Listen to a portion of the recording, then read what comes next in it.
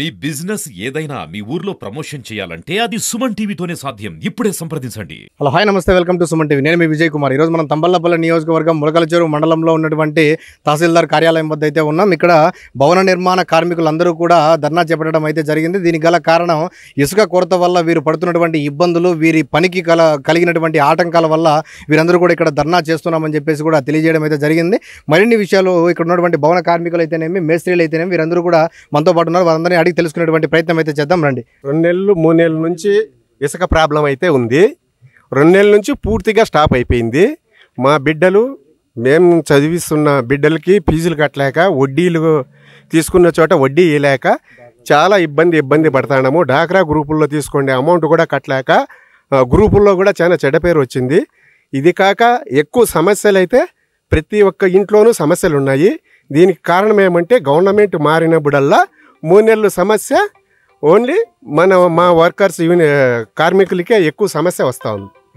దాదాపు ఎంతమంది ఉన్నారు ఇక్కడ? ఎంతమంది కూలీలు ఉన్నటువంటి పరిస్థితి? 1200 మంది దాకా ఉన్నారు. భవన నిర్మాణ కార్మికులు 1200 మంది దాకా ఉన్నారు. బేసరీలు అయితే ఏమి, కార్పెంటర్లు అయితే ఏమి, టైల్స్ వర్కర్స్ అయితే ఏమి, గ్రాండ్ వర్కర్స్ దాదాపు 1200 మంది వరకు ఉన్నారు. ఇక్కడ ప్రతి ఒక్కరికి పని లేదు. పని రోడ్డు దాదాపు 2 నెలల నుంచి రోడ్డు మీద పడి ఉన్నాము. అదో వాళ్ళకి వచ్చేది జీవనాధారం తక్కువైపోయింది.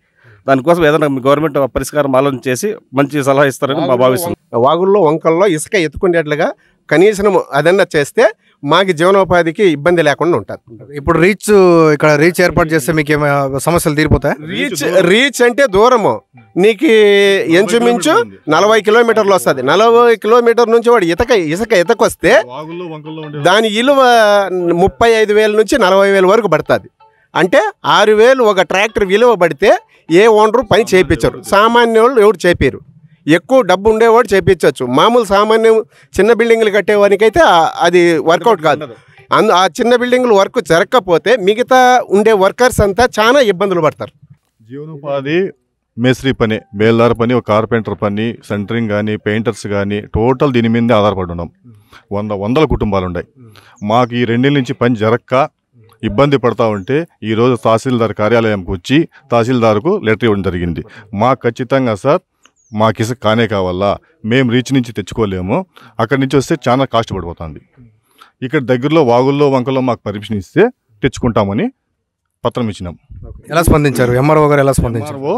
టైం ఇచ్చినాడు. 2-3 రోజులు నేను అన్ని కలెక్టర్కు అర్జీ పెట్టి చేస్తానని చెప్పినాడు. పెద్దపాలెం గ్రామం, ములకలచెరువు మండలము. నేను మామూలుగా బేల్దార్ పని చేస్తేనే నాకు ఇల్లు గడుస్తుంది, లేకపోతే గడుచదు. కానీ మేము 2 నెలల నుంచి ఇసుక లేకుండా చూడండి, ఇక్కడే చూడండి, మీరు లైవ్లో చూస్తున్నారు కదా. ఈ ప్రజలే కాకుండా ఇంకా 200 మంది 300 మంది బస్టాండ్లో, రోడ్లో పాపం అక్కడ ఇక్కడ ఉంటున్నారు.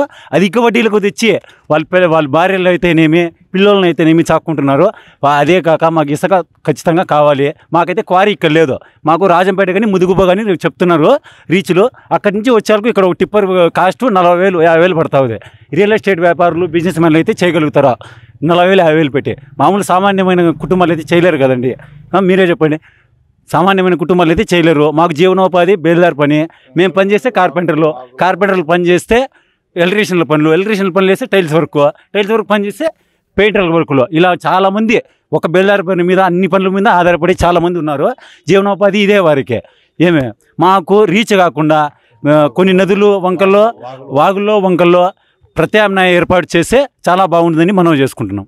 ఓకే, ఈరోజు ములకలచెరువు మండలంలో దాదాపు 1,200 మంది భవన కార్మికులు ఇసుక లేక వాళ్లకు ఉపాధి దొరకడం లేదని ఇప్పుడు మా వద్ద వచ్చి, తహసీల్దార్ వద్ద వచ్చి మాకు ఎలాంటి సమస్యను సాల్వ్ చేయాల్సిందిగా అడిగారు. మేము దీనిపైన సబ్ కలెక్టర్ సార్కి మరియు కలెక్టర్ సార్కి ఈ విషయాన్ని తీసుకెళ్తాము.